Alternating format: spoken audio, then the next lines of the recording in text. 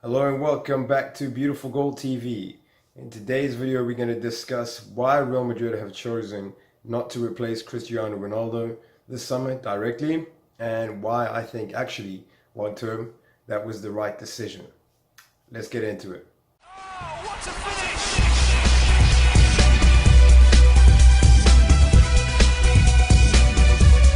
Beautiful goal.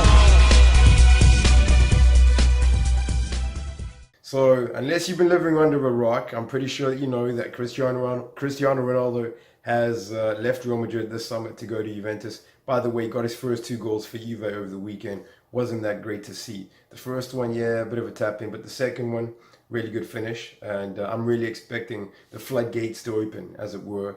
And also, I don't think it's any coincidence that his first goal for Juve came on the eve of the Champions League. I think he probably will end up as Champions League top scorer again this season, especially if Juve have a run deep into the competition. No doubt about that. But anyway, having lost the premier marksman in European football over the last 5 years, you can take a look on screen, see Cristiano Ronaldo's record in Europe over the last few years. It's been absolutely sensational. Incredible what he's achieved in Europe.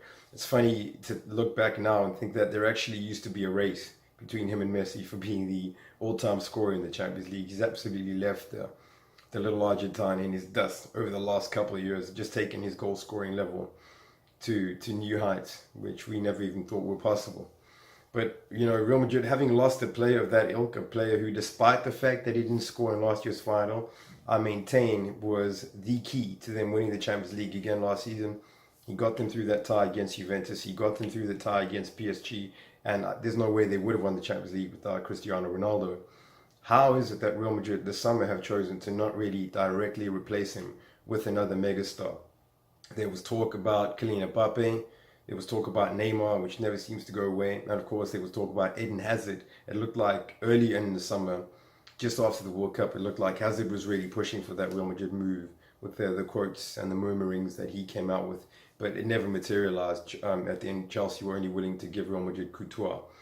Well, I personally think that, Real Madrid, in not going after Hazard, have actually made a great decision. Hazard, at his age, he's a fantastic player, but does he really replace what Cristiano Ronaldo gives you?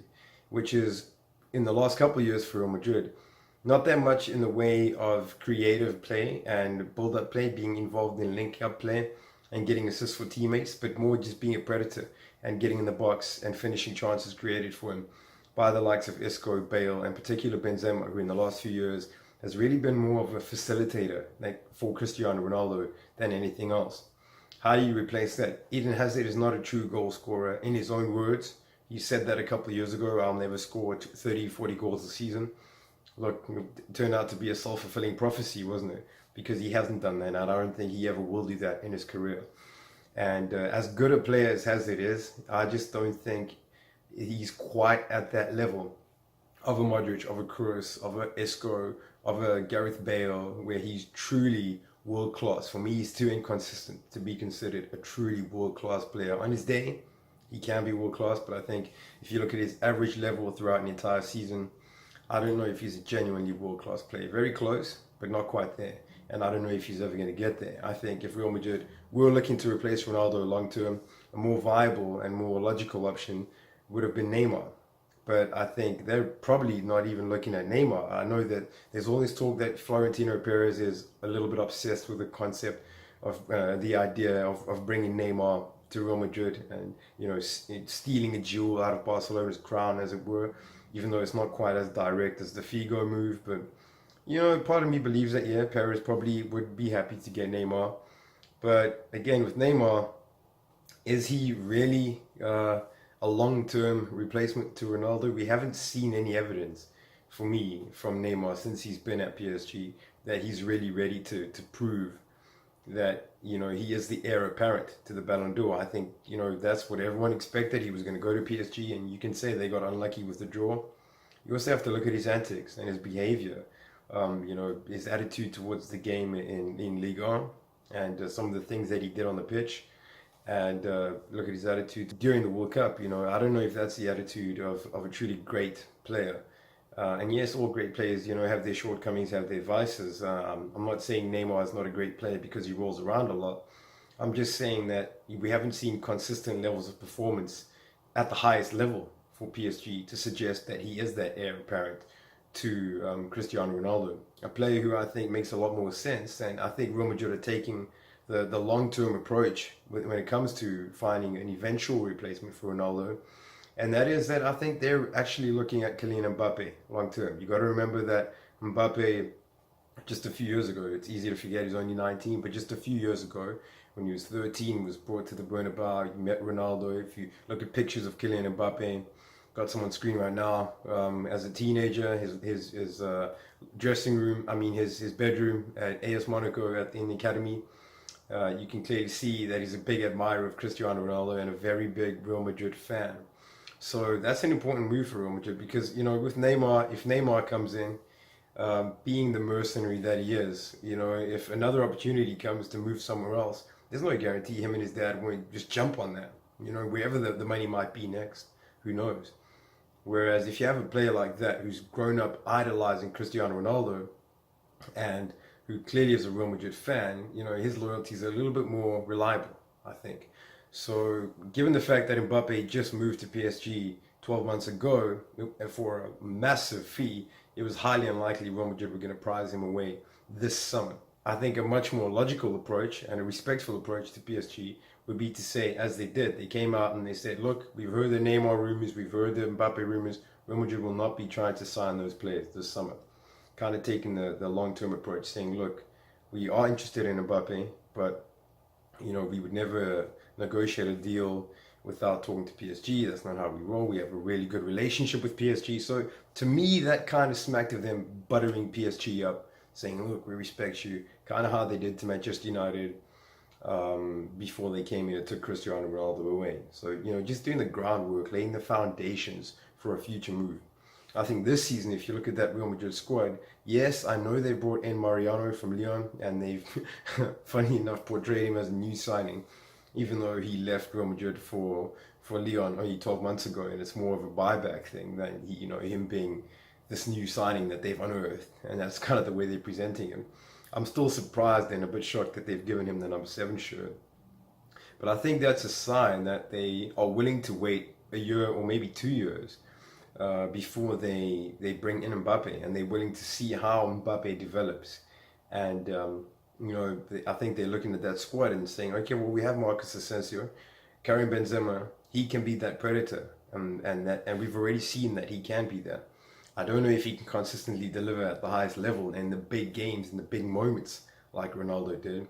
But I guess after winning 3 European Cups in a row, Real Madrid aren't exactly hungry for trophies, and they don't exactly have to go out and panic buy and, pay over the odds for players. They're kind of sitting pretty right now. They cannot win the Champions League for probably the next 30 years, and there'll still be no one on their level. So I think it is also just a touch of complacency setting in at boardroom level, where they're just not as hungry as they were before they won La Decima under Ancelotti, where there was a real desperation to succeed in the Champions League. I think it's only natural to, once you get to the level of success they have, to rest on your laurels a little bit. And I also think that they're pretty sure that with Ronaldo gone, a lot of players can step out from under his shadow, and Gareth Bale being back in the team now with Zidane gone, he can move on and really become, the talisman of this team, as Cristiano Ronaldo was. And he's shown that he can do that. He showed in the Champions League final that he's capable of doing what Ronaldo does. Is he capable of hitting his numbers? That's another question. That remains to be seen. I'm not going to say yes he is or no he isn't. I think it's possible, but we haven't seen that yet. Whereas also Marcus Asensio coming in is going to be great because he's a player who carries a great goal threat himself, but he's also great with link-up play. He's less selfish and less single-minded than Ronaldo, so he's going to be able to pick up Karim Benzema and Gareth Bale in great positions, also much quicker. And we saw for Spain the other day just how incredible Marcus Asensio is. 2 goals, 4 assists in the hammering of Croatia. So I think Real Madrid have enough quality. And it might seem weird that, if Messi left Barcelona, for example, this past summer, obviously everyone would be, up in arms if a replacement didn't come in. But I think it makes sense that we haven't seen quite as much outrage certainly not from Spain and from the Spanish press, about Real Madrid not replacing Cristiano Ronaldo. I think there's been a bit more confusion from fans from other leagues and journalists from other leagues. But I think if you look at their squad, if you look at their long-term plan, which I think is there to get either Mbappe or Neymar, probably more Mbappe than Neymar, I think that it makes complete sense, and bring Mariano in now to be a bit of a squad filler. He's not going to be your starting left wing, I can guarantee you that. But he's a talented player who can be used in lesser games, the Copa del Rey, games like that, to be, maybe a little bit of a Pedro, like how Pedro was when he first came on the scene at Barcelona, when Barca had David Villa and Messi and Alexis Sanchez, and Pedro was, kind of that fourth option. Mariano can come in. I'm not saying he's of that same level, but that's the role he's going to play within the squad. And there's even other players, ahead of him in the queue with Asensio and Lucas Vazquez, obviously in those wide areas too. So Real Madrid have plenty of options, and the goal threat, I think they're hoping that Ronaldo's goals will be replaced by goals spread evenly amongst the attacking players, amongst Asensio, Isco, Bale, Benzema. And long term, they definitely will replace Ronaldo with another megastar. And I predict that will be Kyllian Mbappe. Well, that's my opinion. Let me know what you think. Please, in the comments below, hit that like button, hit that subscribe button if you enjoyed this video. And let me know what you think about Real Madrid. Who should they have brought in? And did they make the right decision? I think, personally, they did. Let me know what you think. That's it for Beautiful Goal TV. Thanks for watching. I'll see you in the next one. Oh, what a finish!